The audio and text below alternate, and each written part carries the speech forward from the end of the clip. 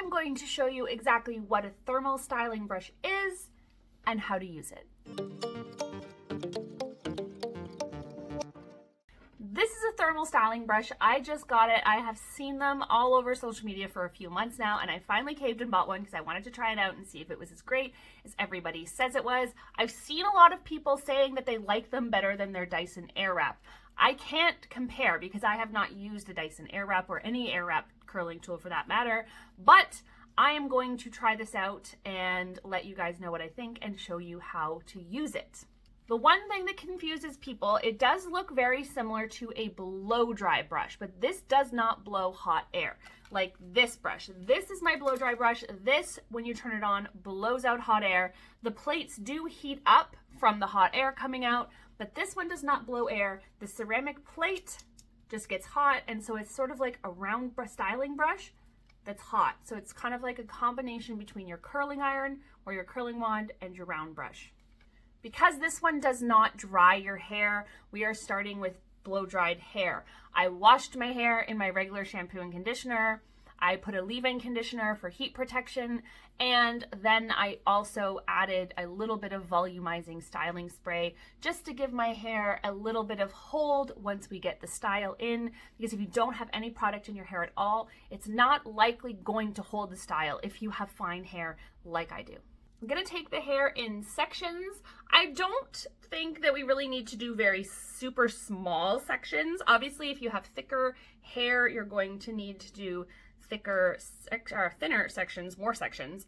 But I've taken pretty much all the hair from about the middle of my head down as my first section, and you can see that's not very much hair when you have thin hair like I do. The size of the barrel that I chose is the 1.5 inch width. I chose that because it's sort of like an in-between. There was a smaller one, I think 1.25, and there was a larger, almost 2-inch barrel.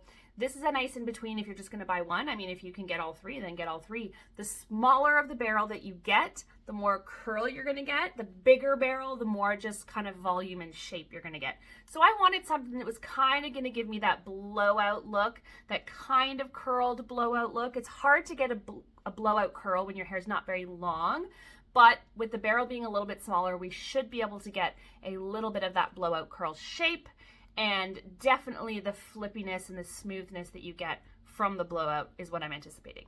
So we've got our first section here, and I'm just gonna kind of use it like I would a round brush. I'm gonna place it near the base of my hair, and I'm going to turn it and bring it down towards my ends,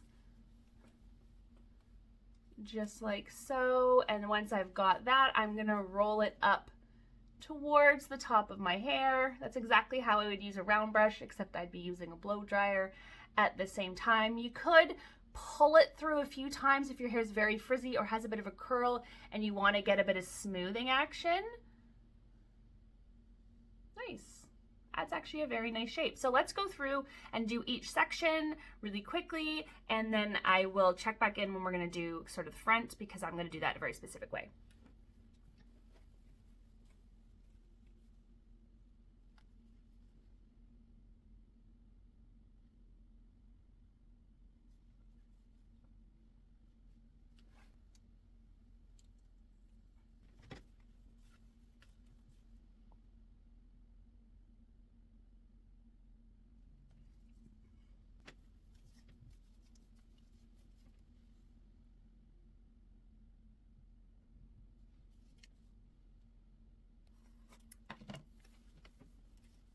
I'm definitely finding that making sure you brush the section before you put the round brush in, because these kind of bristles typically aren't very good at getting out tangles. So if there's any tangles, your brush is likely going to get stuck. So brush out the section, and taking smaller sections seems to be working best. It does seem like when I take a bigger section, I get more of just like a flip. If I want more of a curl, definitely taking a smaller section of hair.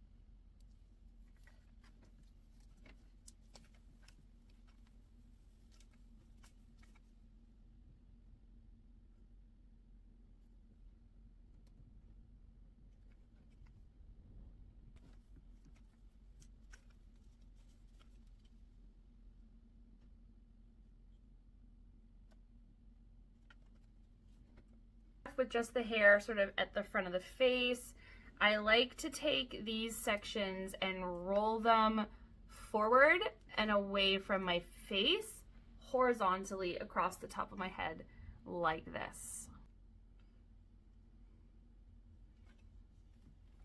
You can do it this way whether you have curtain bangs like me or not. Even if you just have long hair around your face, it's still a really pretty swoopy look to have the front part curled in this manner with your round brush.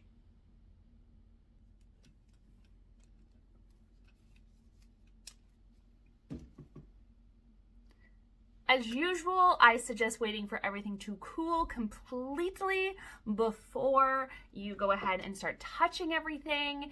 Another thing you could do is each time you drop a curl, you could set them in Velcro rollers, just like you do when you do a blow dry with your round brush, and that is gonna make everything have maximum lasting hold and maximum volume as well.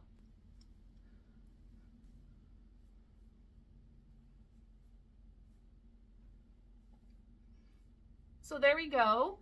It turned out so nice and exactly like I was hoping it to turn out. It is just like I have done my hair with a round brush and a blow dryer, but honestly, that was so much easier, so much less effort, and so much faster.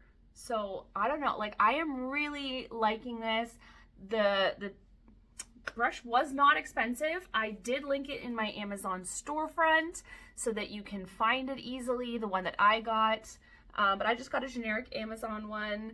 But yeah, I mean, that was super, super easy. And honestly, I would consider that a very beginner-friendly tool. Super easy to do. Looks like you knew how to do a professional blowout, even though we obviously don't.